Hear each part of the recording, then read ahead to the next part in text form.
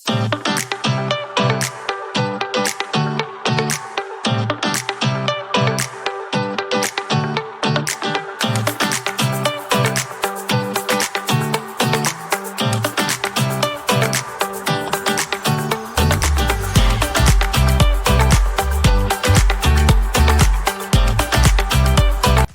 teman-teman semuanya, aku Utami Rizky Musti sebagai koordinator kelompok 2. Aku Nathanael Siregar. Aku Najla Latifah. Saya Kevin Nabiu. Aku Lili Karuna. Aku Febriana Putri Ayu. Aku Indira Esta Mulyanti.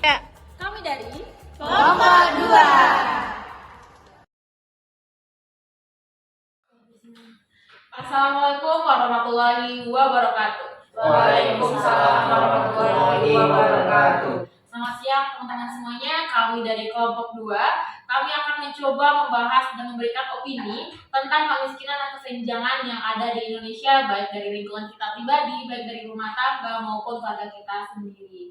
Nah, dari saat ini kita akan membahas beberapa hal yang sekiranya dapat memberikan pandangan lah dan juga mengeluarkan pandangan dari teman-teman semuanya. Dan itu memang disclaimer dulu kalau misalnya ini memang dalam bentuk opini kita masing-masing gitu kan. Tidak ada benar, tidak ada salahnya juga karena itu memang bentuk dari pengalaman kita pribadi. Nah, kami dari kelompok 2 ini beranggotakan 7 orang yang mencoba membahas hal-hal mengenai kemiskinan dan kesenjangan. Yang pertama itu, kalau dari menurut teman-teman saat ini, kapan dikatakan kemiskinan dan kesenjangan itu terjadi? Karena kita masing-masing kita punya opini juga kan, punya pengalaman juga. Menurut kita kalau misalnya kalau misalnya nggak makan seharian itu udah miskin banget lah. Gitu. Kalau misalnya dari teman-teman saat ini yang mengatakan kemiskinan itu kapan terjadi dan kesenjangan itu kapan terjadi, gimana? Mungkin ada tanggapan? Kalau dari menurutku pribadi, kalau kemiskinan ini bermacam-macam gitu. Kalau dalam kemiskinan mungkin terbagi, mungkin kalau dalam pendapatku sendiri itu kemiskinan dalam terhadap pendidikan. Kemiskinan terhadap pendidikan ini terjadi ketika seseorang itu nggak mampu mengenyam pendidikan 12 tahun kalau di negara Indonesia. Sedangkan negara kita lebih banyak masyarakatnya mengenyam pendidikan yaitu sampai SMP atau mungkin 8 tahun bisa dibilang. Sedangkan kalau untuk aspek lainnya itu kemiskinan tentang ekonomi. Kalau dalam aspek ekonomi itu bisa dikatakan ketika seseorang yang berpenghasilan tetapi tidak mencukupi kebutuhannya untuk kebutuhan pokok atau yang lainnya. Yang selanjutnya mungkin dalam segi kemiskinan dalam aspek kesehatan ya. Kalau dalam aspek kesehatan itu kalau bisa dibilang ketika seseorang itu tidak tercukupi gizinya saat kecil atau mungkin beranjak dalam pertumbuhannya gitu. Oke, berarti memang dalam proses pendidikan kesehatan juga ya untuk hal kemiskinan. Dan tambahan satu lagi, kalau dalam aspek budaya itu mungkin ada juga terjadi kemiskinan, tetapi kemiskinannya itu dalam bentuk bukan finansial, tapi dalam bentuk ketika seseorang itu nggak mengetahui ketika budayanya itu sendiri gitu. Misalnya dia asli orang Minang, tetapi dia tidak mengenal budaya Minang itu sendiri gitu. Malahan dia lebih mengenal budaya orang luar gitu. Itu bisa dikatakan kemiskinan dalam segi budaya. Oke, berarti segala aspek bisa menjadi penyebab juga ya dari kemiskinan. Kalau misalnya dari Nathan ada? Kalau aku sendiri menanggapi terkait dengan kemiskinan tersebut adalah keadaan di mana seseorang tidak mampu untuk memenuhi kebutuhan dasarnya seperti makan, tempat tinggal, dan hal-hal lain yang termasuk ke dalam kebutuhan pokok seseorang. Jadi dengan adanya ketidakmampuan tersebut dalam memenuhi kebutuhan dasar, muncullah yang namanya kesenjangan. Dengan adanya ketidakmiskinan tadi itu, dengan adanya kemiskinan tersebut, tentunya kesenjangan mulai terjadi mulai dari akses terhadap pendidikan, kesehatan maupun politik. Oke, berarti berhubungan kuat juga ya kemiskinan dan kesenjangan tersebut. Nah, dan juga udah terkumpul juga nih pandangan dari teman-teman semuanya. Kalau dari IPA gimana? Kalau menurut aku pribadi, kemiskinan dan kesenjangan itu dikatakan jika individu atau kelompok itu tidak dapat memenuhi yang dikatakan Nathan, memenuhi yang dasar aja seperti pangan, sandang, yang dikatakan Kevin, kesehatan dan keamanan. Mereka tuh susah untuk mendapatkan akses ke hal tersebut. Dan untuk lingkungan aku sendiri itu kebanyakan dikatakan miskin ketika orang-orang itu untuk makan aja susah, apalagi untuk akses kesehatan. Itu sih menurut aku. Oke, berarti banyak hal ya yang menjadi penyebab kapan terjadinya kemiskinan kesenjangan ini terjadi. Nah, kalau misalnya kita lihat studi kasusnya nih, kita lihat dalam beberapa tahun belakangan aja itu kan juga terjadi COVID ya. Itu teman merasakan nggak kalau misalnya memang kemiskinan terjadi pada saat itu juga, mulai saat itu. Nah, kalau misalnya kita membahas dalam kondisi hal tersebut dalam pendidikan, kesehatan itu, kalau menurut kami ya juga berpengaruh ke COVID ini, menjadi pengaruh juga dalam akses kita ke setelah COVID ini terjadi gitu. Nah, kalau menurut teman-teman nih, kemiskinan yang kesenjang itu terjadi pada saat COVID, ya kan? Nah, itu bagaimana kondisi ekonomi kita? Tidak hanya ekonomi, mungkin dalam bentuk ya kemiskinan lah dan kesenjangan juga itu gimana? Tapi pada saat COVID itu terjadi gitu. Nah, kalau misalnya dari aku mau minta pendapat juga lah dari Dira, gimana kondisi ekonomi saat COVID tersebut terjadi? Dari yang aku rasakan sendiri dan yang diberitakan di media-media itu juga kan kayak banyak sekali orang-orang yang di PHK, yang kehilangan pekerjaannya, dan juga kayak di bidang kesehatannya juga kayak misalnya mereka terkena COVID tapi banyak dari mereka yang apalagi yang masyarakat miskin itu semakin di kayak kurang untuk akses kesehatannya gitu. Oke, berarti dalam akses ekonomi juga angkatan kerjanya juga kurang ya. Tapi kalau misalnya kita lihat juga banyak sekali faktor-faktor atau aspek kehidupan yang terdampak dalam COVID ini terjadi. Nah gitu.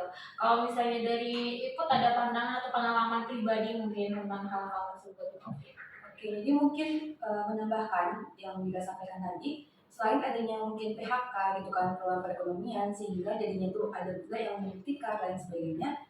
Kalau dengan ada pandemi COVID ini, yang aku rasakan pribadi, mungkin di lingkungan sekitar ataupun dari teman-teman, itu dapat dikatakan menimbulkan permasalahan dalam keluarganya.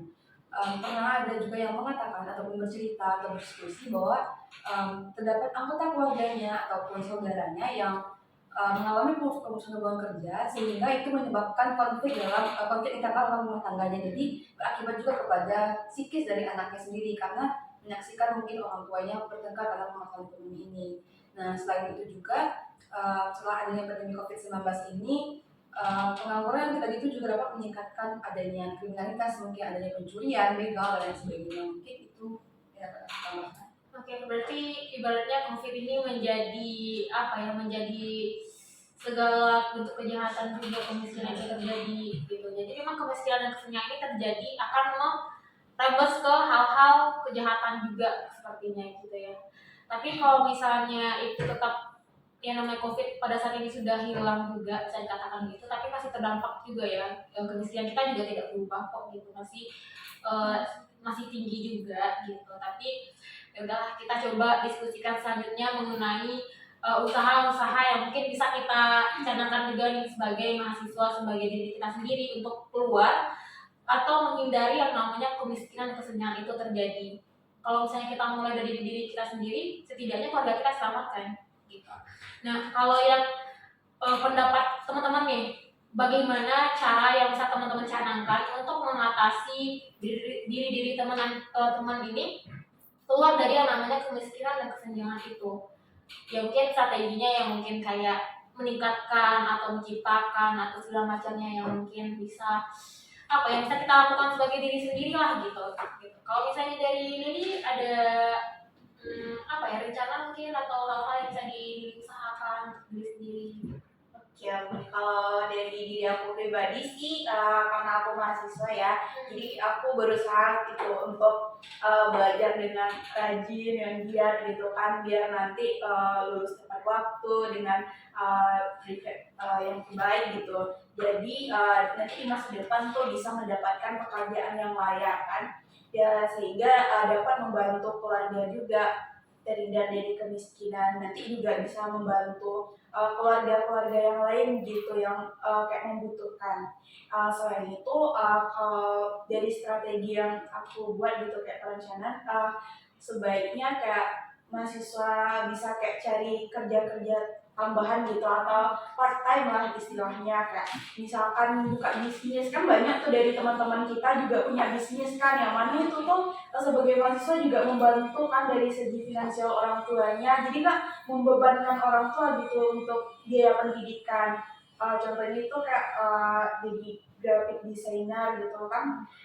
Mungkin yang lain-lainnya mungkin dari aku sih. Oke, berarti mulai dari kalian kita juga sih ya. Kalian kita sendiri yang mana nanti juga dapat menambah pendapatan dan mengurangi pengeluaran orang tua kita. Oke, kalau misalnya dari itu tadi tanggapan. Mungkin kalau menurut aku mungkin tambahan dari segi pendidikan itu penting, namun juga perlu kita memilih lingkungan yang bagaimana yang akan kita hadapi gitu kan. Pernah ada yang mengatakan bahwa jika kita berteman dengan orang yang mungkin kayak berdua nikah, kita akan kecepatan bukan bisnisnya seperti itu.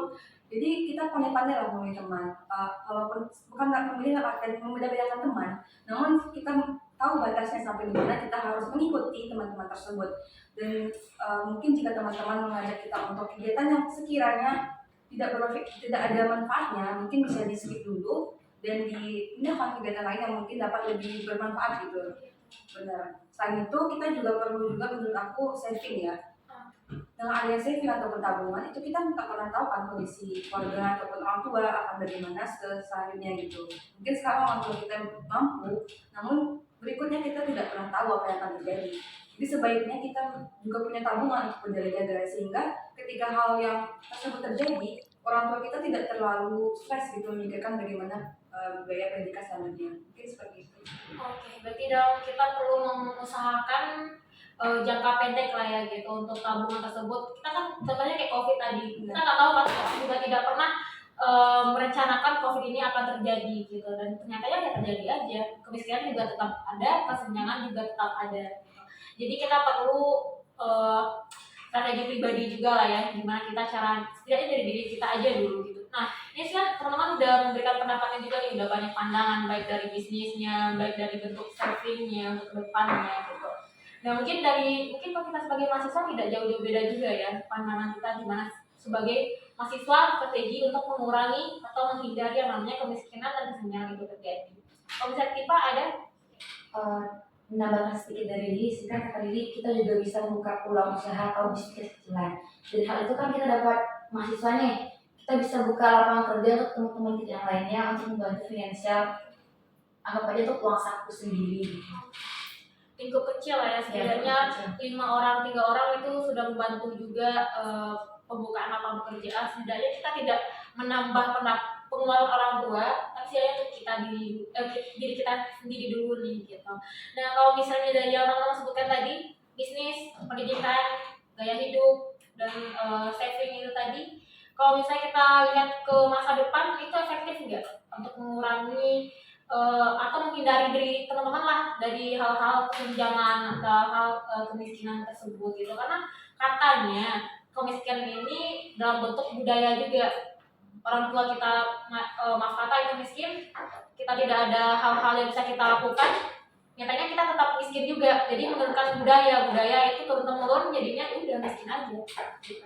Nah kalau misalnya dari teman-teman efektif nggak hal tersebut dilakukan sebagai diri sendiri gitu, setidaknya juga mulai dari hal kecil diri sendiri, nanti mulai ke keluarga, berdampak ke hal-hal selanjutnya, sehingga kemiskinan setidaknya kita tidak bisa menolkan kemiskinan dan kesenjangan, tapi setidaknya berkurang dari tingkat saat ini gitu. Efektif nggak ide dari teman-teman tadi itu? Ada tanggapan? Lili? Kevin? Aku mau menanggapi kalau dari apa yang aku bilang tadi kan mengenai pendidikan ya. Kalau menurut aku sih itu dalam jangka panjang itu sangat efektif. Apalagi itu pendidikan itu untuk masa depan kan, yang mana di masa depan itu kita akan berusaha untuk mencari pekerjaan, yang mana kan kalau pekerjaan sekarang itu yang dibutuhkan banget yang namanya skill gitu, ilmu pengetahuan. Terus dari mana sih kita dapat skill itu? Ya dari pendidikan. Jadi pendidikan itu sangat penting sih dalam kayak pengentasan kemiskinan. Kalau misalnya kita simpulkan nih dari teman-teman tadi juga ada strateginya pribadi. Kalau misalnya Mudira, efektif nggak ide-ide yang teman-teman berikan tadi itu dari dirinya sendiri untuk kita sendiri juga ke masa depan, setidaknya jangka pendek lah gitu.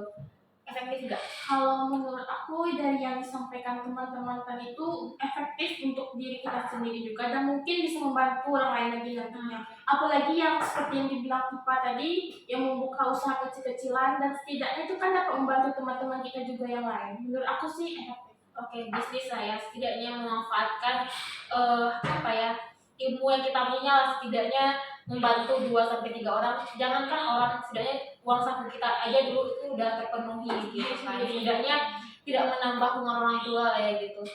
Oke, kalau itu dari strategi kita, efektif dari kita. Nah, kalau misalnya kita bahas tentang pemerintahan, gitu teman-teman tahu semua kan, maksudku setidaknya mengalami atau ada hal yang merasakan juga bagaimana dampak program yang diberikan oleh pemerintah. Contohnya seperti kita nih punya BPJS juga berdampak untuk kita mengakses kesehatan gitu.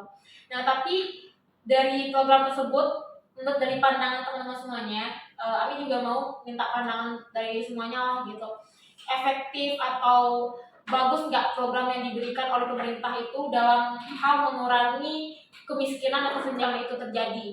Setidaknya dulu nih nggak ada program ini, kemiskinan ada 5% misalnya, itu anggaplah itu udah tinggi.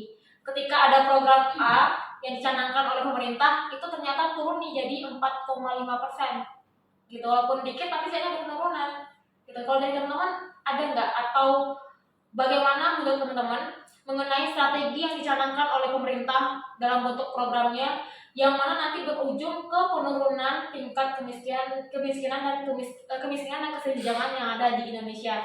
Mungkin studi kasusnya yang teman-teman rasakan dari pribadi, mungkin dari rumah tangga mungkin dan segala macamnya, boleh nih. Siapa dulu? Teman-teman? Oke, kita boleh juga. Menurut aku sebenarnya program ini adanya layanan microfinance. Mereka microfinance itu seperti keuangan, seperti pinjaman uang kecil tanpa adanya jaminan atau amgunan. Dan tujuan dari microfinance ini kan memberikan akses layanan dan modal kepada masyarakat miskin agar mereka itu dari dipinjamkan oleh microfinance modal itu kan bisa merubah pendapatan mereka dari yang kecil mungkin bisa memperbaiki pendapatan yang lebih baik lagi. Dari teman-teman yang lain. Oke, ekonomi sekali juga.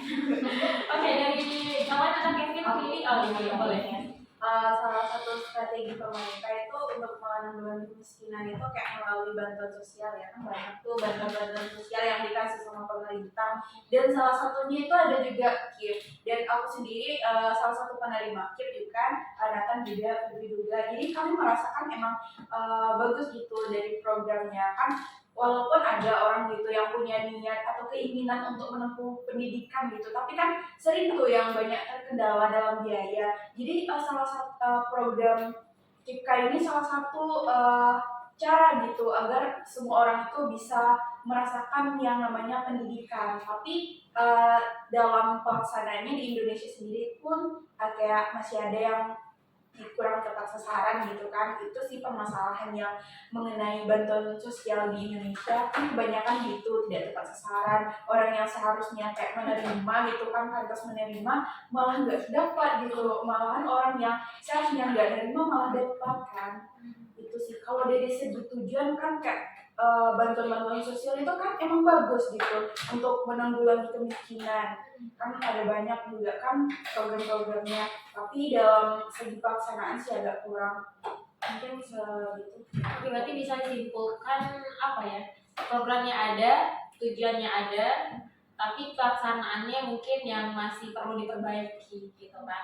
Karena memang harusnya pemerintah menyiapkan strategi yang benar-benar dilihat dari lingkungan yang dibutuhkan oleh masyarakatnya sendiri gitu. Kalau misalnya dari Nathan ada tanggapan? Kalau aku mungkin dari sisi kesehatan ya Ami. Oke. Karena yang sama-sama kita ketahui dari beberapa dekade belakangan ini adanya program pemerintah yaitu subsidi terhadap kesehatan, salah satunya itu BPJS. Dengan adanya BPJS ini, jadi masyarakat miskin tersebut bisa mengakses sisi kesehatan dengan mudah, sehingga angka kemiskinan di Indonesia bisa diminimalisir. Dan juga beberapa program yang dijalankan oleh pemerintah, salah satunya itu pengentasan stunting. Dengan adanya program tersebut, jika berjalan dengan baik, bisa melahirkan cikal bakal generasi muda yang emas. Oke, banyak juga ya program-program yang berdampak juga yang dari kesehatan juga, pendidikan juga. Kira ada mungkin yang Kira rasakan ya mungkin programnya mungkin kurang banget nih gitu. Aku mau nambahin sedikit sih yang disampaikan Nathanael tadi, kayak kesehatan kan ada BPJS. Tapi terkadang di beberapa rumah sakit itu maupun puskesmas ataupun klinik, mereka yang memakai BPJS itu masih kayak nggak terlalu dilayani suka banget gitu. Jadi kayak jelas sekali bedanya antara mereka yang membayar dan mereka yang memakai BPJS. Beda antara umum dan BPJS. Iya. Oke, walaupun BPJS juga bayar ya, tapi cuma ya. Tapi di garis bawahi beberapa kan. Ya, Iya. tapi beberapa. Oke, ya karena memang kita tidak bisa menyamakan kondisi yang terjadi di daerah A dengan kondisi yang terjadi di daerah B gitu. Tapi memang kita lihat dari berita-berita memang pelayanan dalam program pemerintah itu selalu minus lah gitu. Tidak baik dalam bentuk tujuan, baik dalam bentuk program, tapi dalam bentuk pelaksanaannya ya udah masih ada oknum-oknum juga, karena yang mengelola itu manusia kan, jadi tidak luput dalam hal-hal kejahatan juga atau kekhilafannya pribadi gitu. Kalau lain ada ikut, mungkin ada program yang mungkin ikut merasain nih kalau misalnya ada program ini dulunya ada 5 rumah yang miskin, sekarang 3 aja gitu. Mungkin kalau dari segi program pemerintah seperti yang udah teman-teman bilang udah bagus gitu dari pelaksanaannya. Dan jadi dari mungkin dari lingkungan sekitar ada beberapa mungkin yang aku kenal mungkin ya, tetangga juga sepertinya. Jadi bisa dapat dikatakan dahulunya sebelum adanya dia menerima bantuan berupa PKH ataupun BLT lainnya, bisa dikatakan dia hidup dalam kurang mampu gitu. Ditambah dengan anak yang mungkin cukup banyak, lebih dari 2, sehingga tentu pengeluaran akan semakin banyak juga benar. Nah, akhirnya dengan adanya PKH itu dapat dikatakan sekarang perekonomian sudah mulai membaik, anak-anaknya terpenuhi gizinya, terus sekolahnya juga dapat sekolah yang minimal 12 tahunan gitu kan. Nah, ada juga beberapa rumah yang mungkin dapat dikatakan bagi kita kurang layak gitu. Nah, dengan adanya bantuan, ada sih sebuah program bedah rumah dari pemerintah, namun dalam pelaksanaan itu juga sangat-sangat bagus, sehingga orang yang awalnya rumahnya dapat dikatakan kurang layak, ada kebocoran, ada lain sebagainya gitu yang antara ini, jadinya memiliki bangunan yang permanen gitu dan juga lebih layak. Mungkin seperti itu. Oke, berarti untuk program melindungi masyarakat, kira ada tambahan dari ini strategi pemerintah? Tadi kan kalau teman-teman yang lain kan setuju bagi program pemerintah. Kalau aku pikir ya, mungkin bisa dibilang tidak setuju dalam segi pendidikan ini. Dalam programnya itu tentang kurikulum kita yang mungkin sekarang kita kan memakai kurikulum Merdeka, tetapi pemerintah kita ini, mohon maaf ya sebelumnya, tidak menyempurnakan dari kurikulum yang lama, yang pertama dari KTSP, terus kurikulum 2013, terus yang sekarang kurikulum Merdeka. Mereka itu kayak langsung merubah total, yang membuat para mahasiswa dan siswa itu kayak shock gitu dengan pendidikannya. Dia mengenyam A langsung ke B oke juga gitu, tetapi kalau yang ini dari A langsung ke Y atau Z gitu. Terus dalam pendidikan lainnya yang program yang studi kayak PIP dan BSM atau bisa dibilang program Indonesia Pintar dan siswa miskin, itu tuh sangat membantu gitu bagi mereka yang benar-benar ingin mau untuk mengenyam pendidikan untuk merubah kehidupan keluarganya atau untuk pribadinya sendiri yang keluar dari kemiskinan itu. Terus ada juga program pengembangan masyarakat yang bisa dibilang itu memberikan atau bisa disingkat dengan PNPM, itu memberikan modal, memberikan skill. Setelah itu mungkin mereka bisa membuka lapangan pekerjaan bagi masyarakat lain, sehingga juga mengurangi kemiskinan sekurang-kurangnya di tingkat lingkungan dia sendiri gitu. Mungkin itu sih. Tapi intinya kita harus tetap survive dalam kemiskinan, tetapi harus dibantu oleh pemerintah ya. Karena kalau kalau misalnya kita nggak bantu dengan pribadi kita aja ya sama aja gitu. Ya terus kurang setuju dengan subsidi. Subsidi itu kayak Kenapa? kurang Why? subsidi ya, dalam pendidikan masih banyak hal yang seperti yang kita ketahui. Terus dalam segi kayak kesehatan, segi sosial kayak BBM itu disubsidi itu untuk kayak Pertalite itu disubsidi untuk kalangan yang Miskin. menengah ke bawah, bukan menengah ke atas, tapi lebih banyak memakai yang menengah ke atas gitu. Oke. Berarti apa ya?